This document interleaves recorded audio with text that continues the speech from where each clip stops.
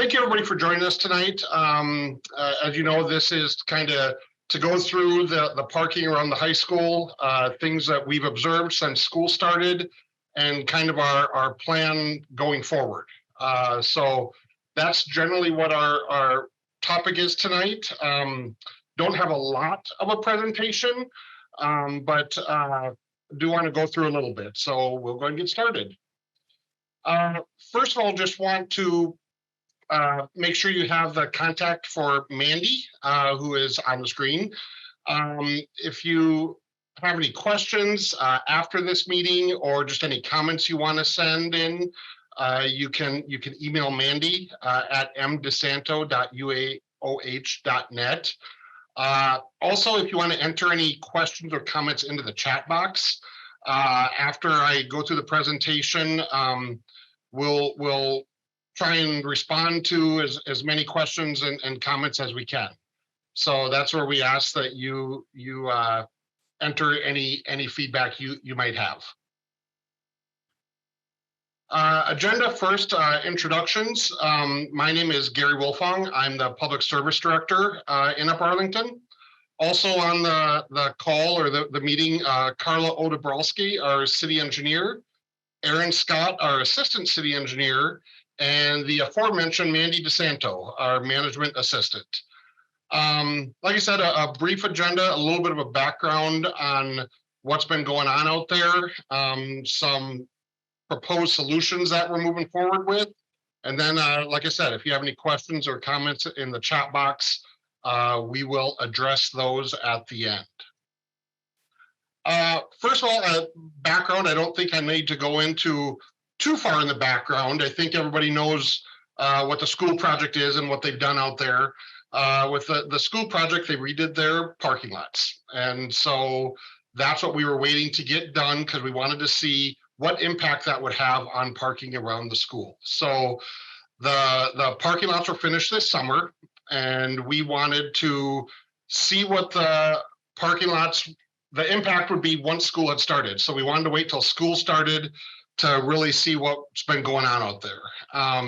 So since school started, staff has been doing a lot of time reviewing, lots of drives through the neighborhood, seeing where people are parking, seeing what the impacts are, and taking a look at where maybe something needs to be done.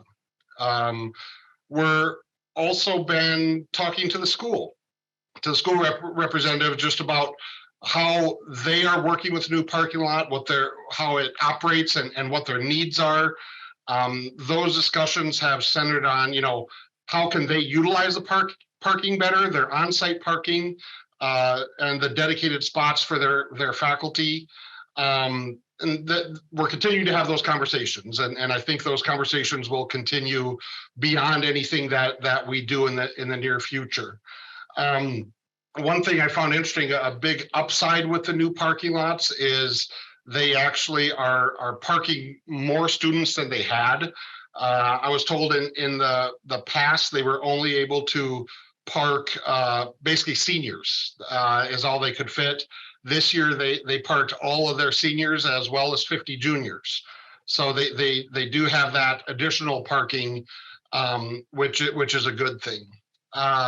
We also obviously talked to police and fire to get their thoughts if they're seeing anything out there, concerns that they would have. To date, there hasn't been any concern that they've seen in them fulfilling their responsibilities out there.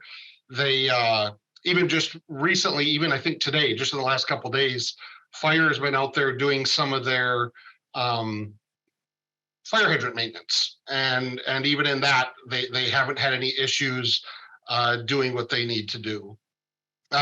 We've also heard some feedback from residents in the neighborhood. I've talked to a handful of you, and I know other staff has as well.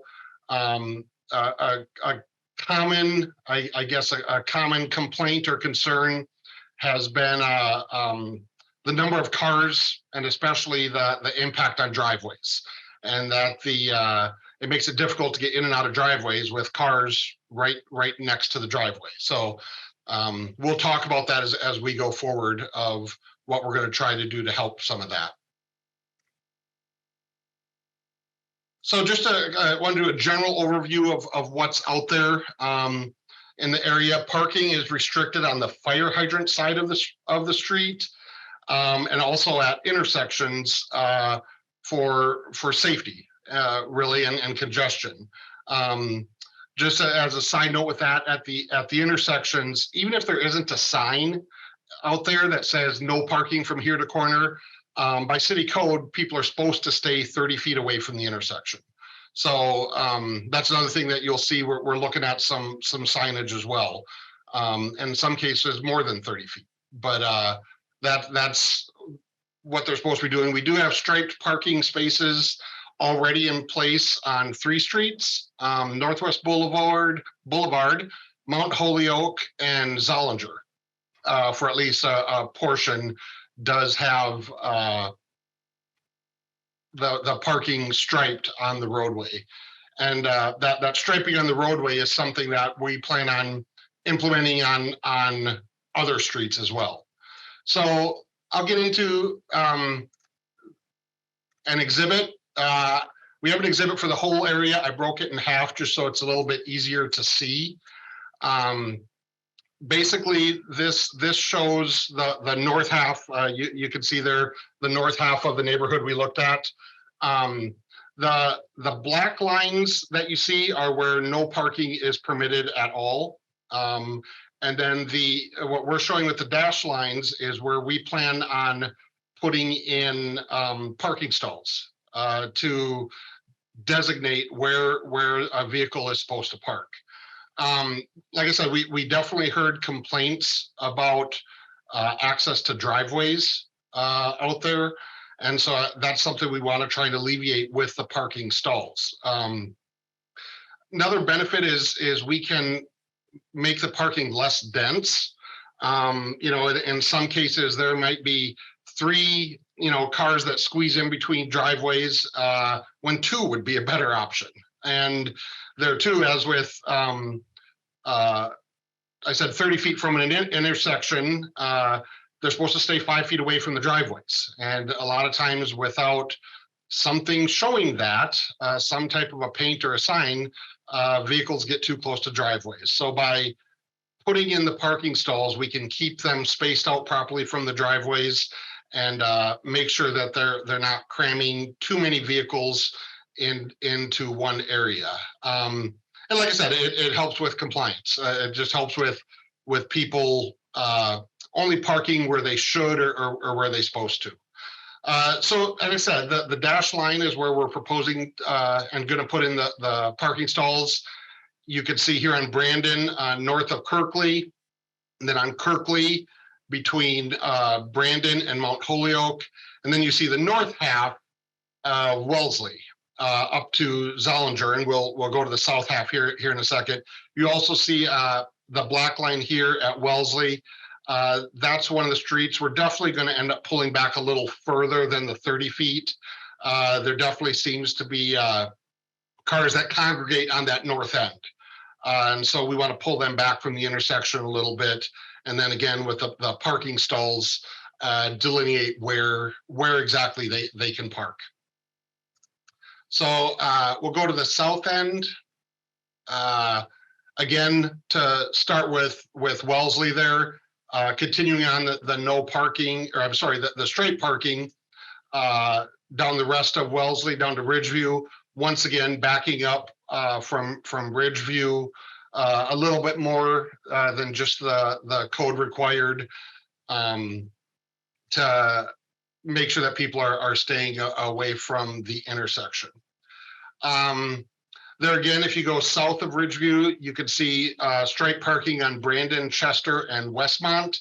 On Brandon, again, we're going to pull back a little further. That was already pulled back further than the 30 feet. We're going to go a little further just in what we've been seeing out there. I know that intersection gets a little crowded, especially I know we heard from one resident after school that as school's getting let out, I should say.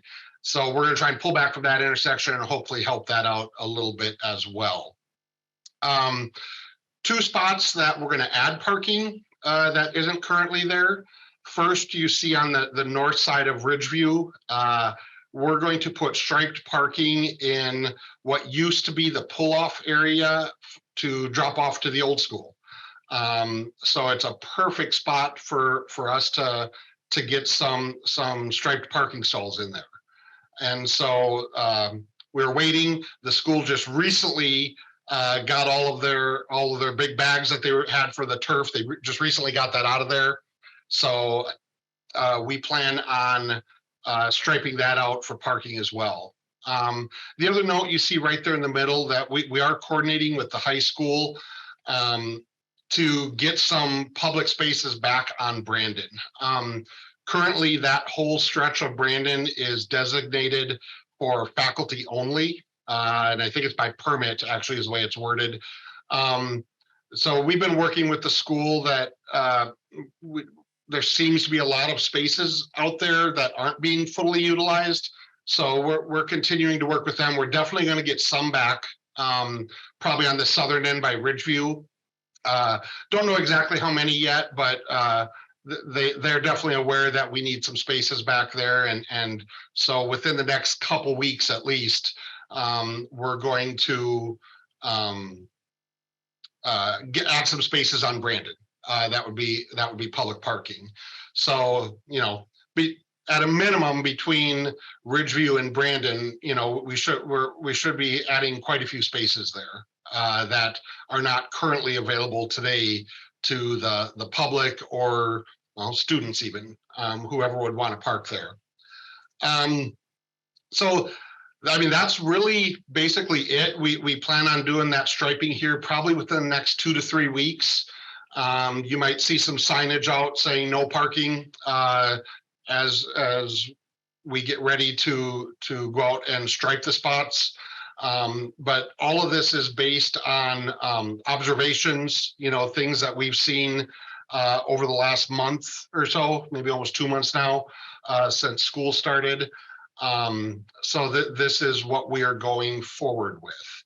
I am sharing this exhibit with the school as well, asking them to make sure that their students and faculty know where they can park.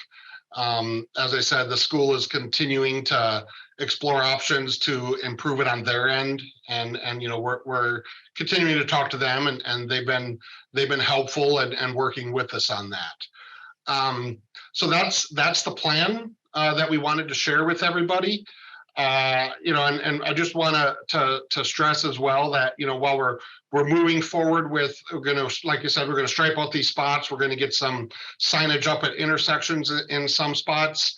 We're by no means doing that and then saying we're done with this area and moving on to the next thing. We plan on continuing to keep our eye on this area, see if are there changes that we need to look at in addition to this, or anything that would impact a decision we did make. I spoken to specifically fire and the fire department and asked them to continue to keep me in the loop if anything changes on their end, if they see anything that would warrant a change. So we do plan to stay in touch with this. With that, I would point out for you folks as well that going forward, if there's a specific item that you have a question about or would like us to take a further look at, let us know. I would ask, there's Mandy's email again. You can always email Mandy, and she will get it to the right person to look at and follow up if we need to. So that's it. I told you it would be brief. So I guess I'd ask Aaron and Carla to help me out. I haven't been paying attention to the chat box. If there's anything in the chat that we should address. Yeah, Gary, I'll start reading off a couple questions for you here. Try to skip ones that are repeats here. So the first one, so are there any details on the monitoring that we intend to do going forward? Is it going to continue for the rest of the year? How do we plan on going about doing that? Yeah, it's I'm not putting a time limit on it. I fully expect it to be all year long. We're going to keep an eye on it. I know I've discussed with staff on my end that, if you're out in the city doing something, go check this out. And I intend to continue to do that. We're continually looking at not just this school, but just at schools in general. We keep an eye on it, and we've talked to some residents and principals at other locations as well. Around schools can be challenging, and so we're going to keep an eye on it, and it's something we'll always want to pay attention to be able to respond if we need to. So the new parking lot at Tremont Center, is there space available for school parking, and is there going to be a cost associated with that? At Tremont Center, I would have to look into that. I'm not sure, and maybe Carla or Aaron, that's a separate owner, I believe, and private. So that would have to be something worked out between the school and that the owner of that lot, would be my understanding. The school's not mentioned that to me. I don't know if that's something they've considered or not. I'm more than happy to let them know that request was made. But Aaron, does that sound right? That's would be a private lot over there? Yeah, I believe that's correct. I don't think there's been any planned parking from high school students over in that direction. Yeah. As far as cost goes, I'm not sure on that one. Yeah, and we'll definitely talk to the school about it and let them know that was a question that came up. All right, scroll down here, get a couple more questions.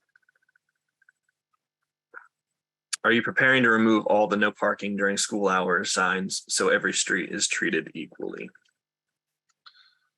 Right now, we're only doing what I showed on the exhibit. That's the only changes we are making over what you see there today. And I should have said as well, if you, we'll definitely send out that exhibit to the emails we have. If we don't have your email, if you're not sure, email Mandy and we'll get that to you. But the only modifications we're doing right now are what are shown in that exhibit. Stripe parking was not respected last year and was not enforced. Will something different be done? Yeah, I'll be talking to the police chief about that. That's a conversation we've had at the administration level, but that's a conversation that I will definitely be having with the police chief about enforcement of that. Yep. So the next question goes, I guess, along the lines of the increase in spaces. So the question is, I'm confused as to how parking is no longer deemed a problem when there wasn't a parking space increase, unless there was a change or increase to the parking spaces. Can you repeat that? I'm not. So the question is how do we deem parking no longer an issue when there wasn't an increase in the parking spaces? And I believe we're talking about the parking spaces in the high school lot. So was there an increase in parking spaces in the high school? I believe so. I would have to confirm that. Again, what I was talking about with the number of passes or permits they provided to students is information the school provided to me. I don't know the exact number of spaces available compared to previous. But that, again, that was just information that was provided to me by the school.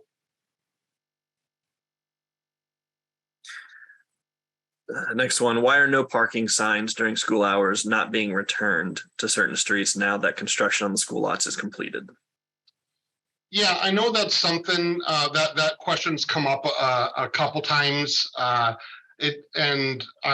tell you what my understanding is. Unfortunately, I wasn't here 2 years ago. I've only been here since February.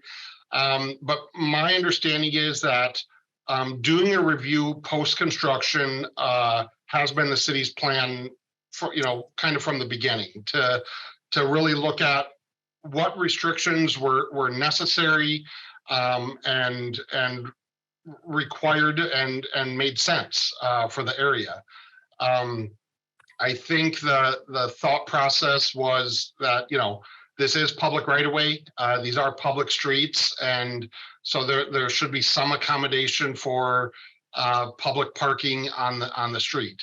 So generally speaking, I think, and it's my understanding that the intent always was to do this staff review and look at it and allow parking and not allow parking where it made sense in the area. And so that's what we did.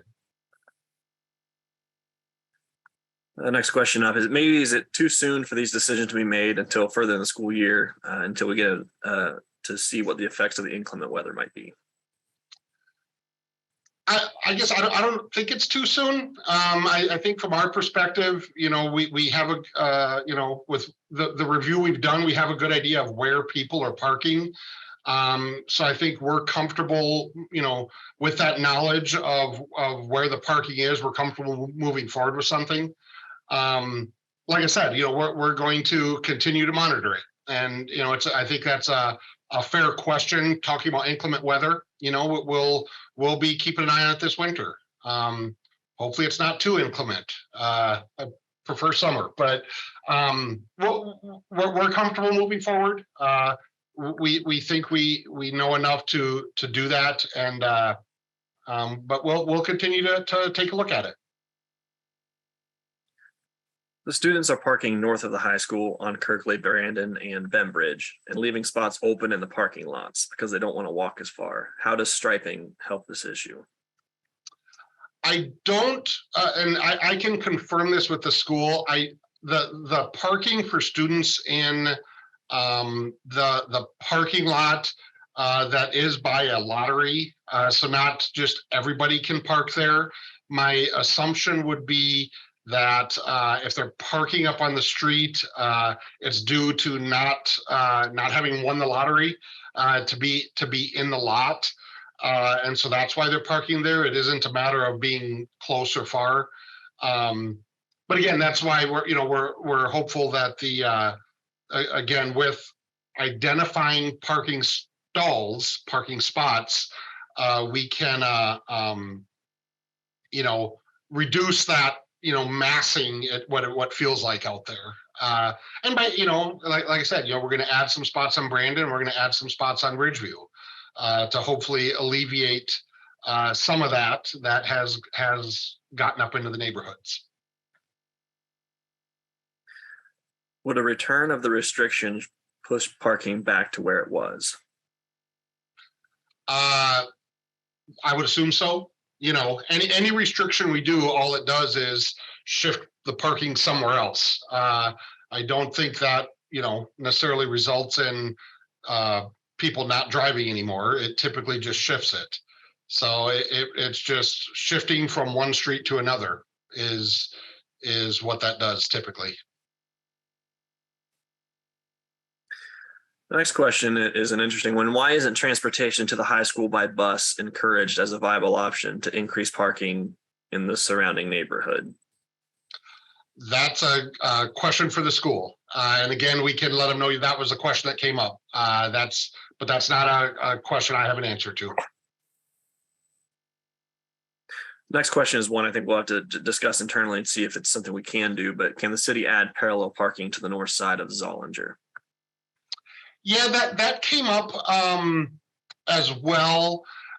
It's something we're going to look at. I didn't say we're definitely going to do it because it will take some looking. I don't know how much we could add there with the driveways on the north side of Zollinger and then the parking lot and drop off into the school on the south side. But we are going to look at that as a possibility. Maybe we can. So that is on the list to explore. So students are forced to walk in the street. From a safety perspective, why aren't we offering sidewalks? We do have a couple sidewalk projects in the area. Carla or Aaron, you want to say what the Wakefield Forest sidewalk projects are, what exact locations those are on? Yeah, I can comment on that real quick. So we do have sidewalk being installed yet this year on Mount Holyoke from Trentwood down to, I want to say Zollinger, and then on Trentwood from Northwest Boulevard over to North Star. We also have sidewalk going in on North Star Road from Fishinger Road down to, goodness, I want to say Zollinger, I think is the southern limit there. So we do have some projects going in to add some sidewalk in the area. Okay.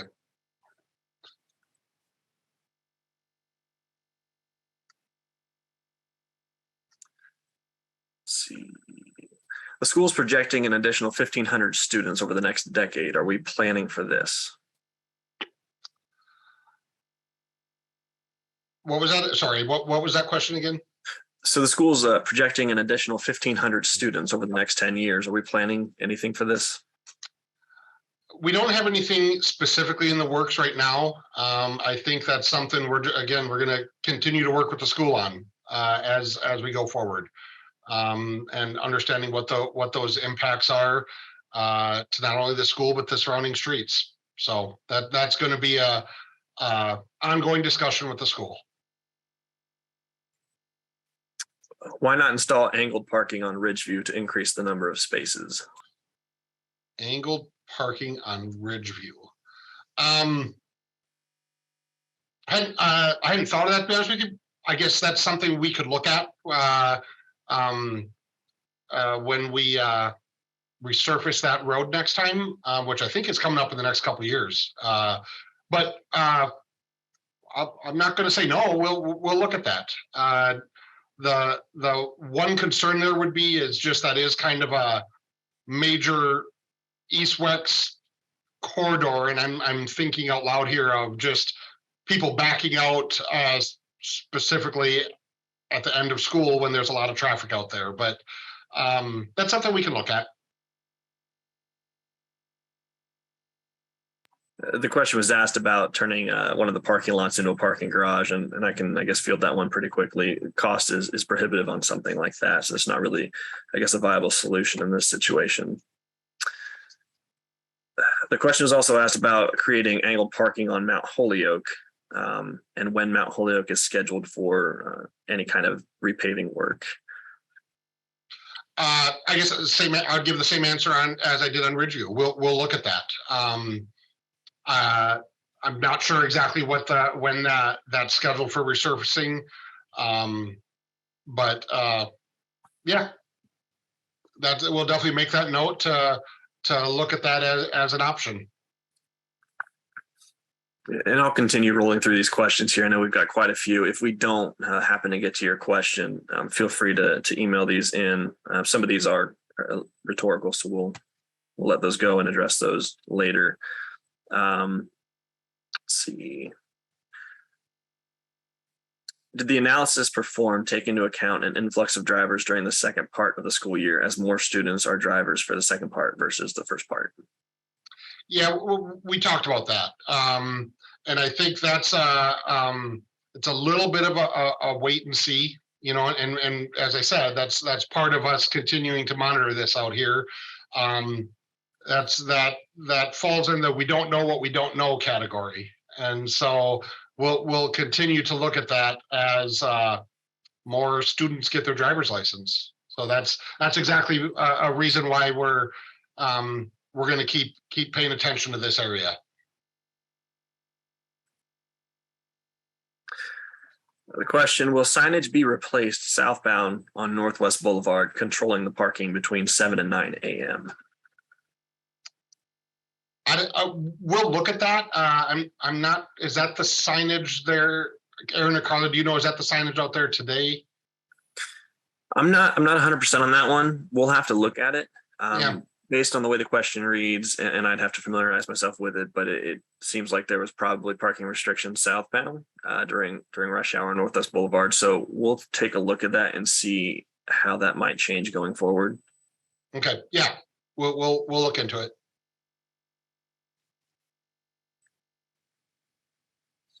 Sorry, I'm still scrolling through here. There's quite a few messages in between the questions.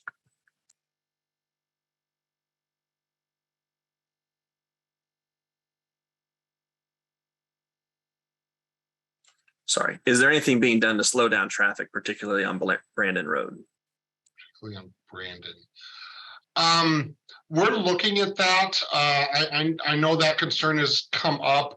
We did put some some counters out there and are looking into the speed in the area.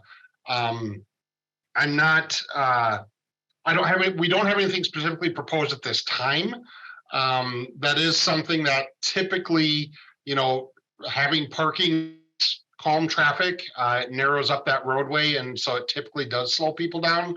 But that's something we are looking into in this whole area. We're taking a look at the traffic patterns, including the speed. Have you given any thought to how trash and leaf pickup is impacted by the parking? Yeah, we've talked to. I have not specifically spoken with our solid waste vendor. I spoke to our staff person who monitors that and works with them directly, and so she's been in contact with them. They work around it. Basically the response is they deal with parked cars in every city they pick up trash in. So they make it work and didn't raise any red flags that would cause us to rethink where we're headed.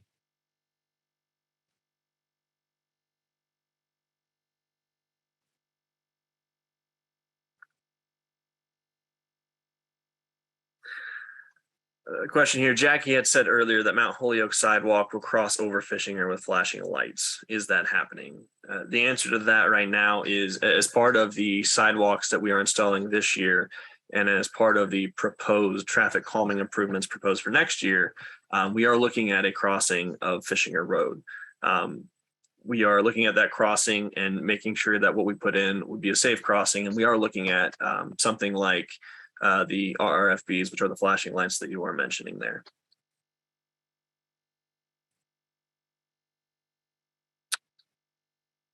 So wouldn't a lot of restrictions to parking in the area around the high school put the parking to the school to deal with? I think all that does is transfer where people park, which I kind of mentioned earlier. I think that was kind of discussed when they did their original plan with the school of what was available for parking on site, with the other amenities and other items that the community as a whole wanted the school to do. So as I mentioned, any type of restriction on one street just moves it to the next, and so that's something we always have to be considerate of when we put up a restriction. Is it transfers the problem, so to speak.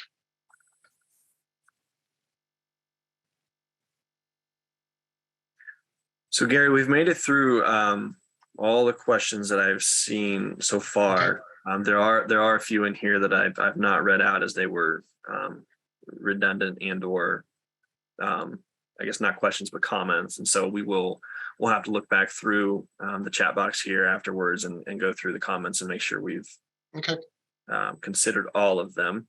But there are a few more filtering in as I'm talking here. So will any feedback from this meeting be implemented? It seems like many of the decisions have already been made. Like I said, the decision as far as the striping and what I showed on the exhibit is what we're moving forward with. Some of the ideas presented in Ridgeview and Mount Holyoke, we'll definitely consider that, and we'll look into that feasibility. The additional parking on Zollinger we'll look at. The stuff specific to the school, we'll let them know. So I can't promise anything will be implemented, but I can promise we'll consider it and look at it. But as far as the decisions being made are what we went through, and which is primarily striping out stalls and some additional signage for parking by intersections.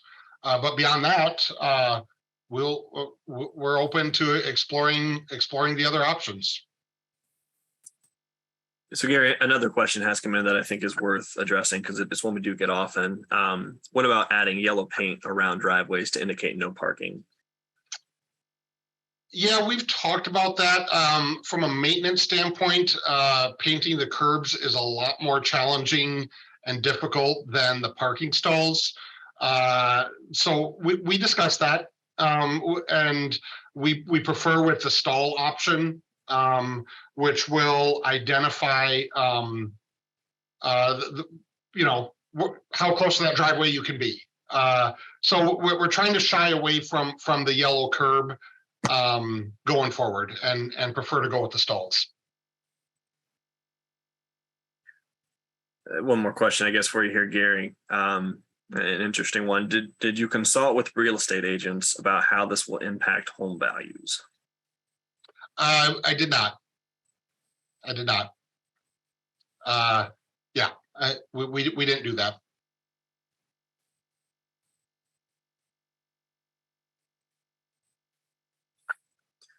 We'll go here for a couple more minutes. And then, as Aaron said, feel free, you know, we're definitely recording the meeting, and we'll capture all the everything you have in the chat.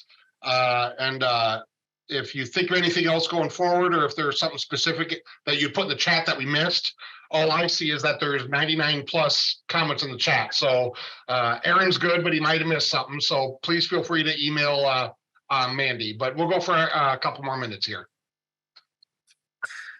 Gary, the point's also been made that we should have a representative of the school on these calls. And so maybe that's something we can consider and talk with the school about going forward. If when we have another meeting about this, we do, to bring the school in and potentially get, I guess, their input and potential solutions out of them as well. Yep, that's fair. We can talk to them about that. So, Gary, can you give another quick summary of what our steps are going forward just one more time? We had a couple people join late that missed a little bit of that beginning.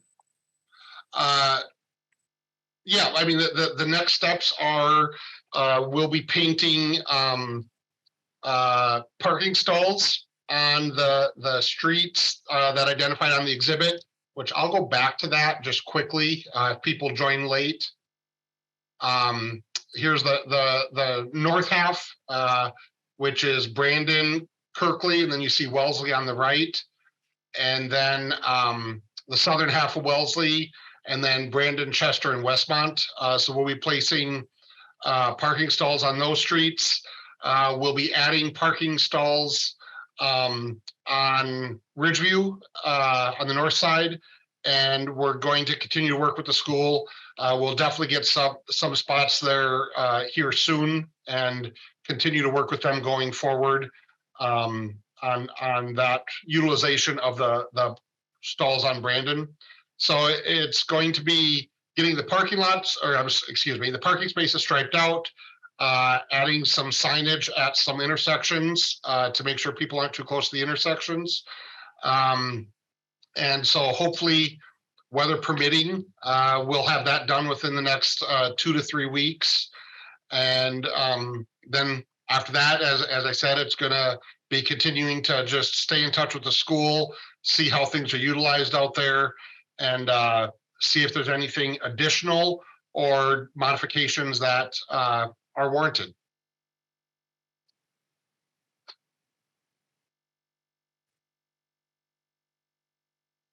Anything else?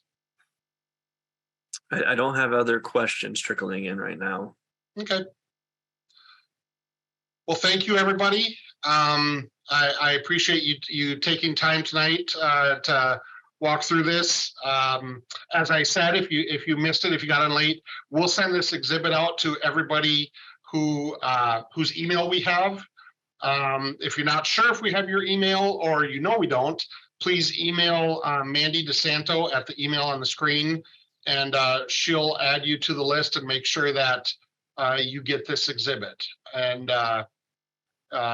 not just the exhibit, but if there's any questions or comments you think of later, or even a month from now, you see something out there that you think we could take a look at, please email Mandy, and we will take a look at it. So with that, I'll say thank you again. I appreciate everybody's time, and we will talk to you later.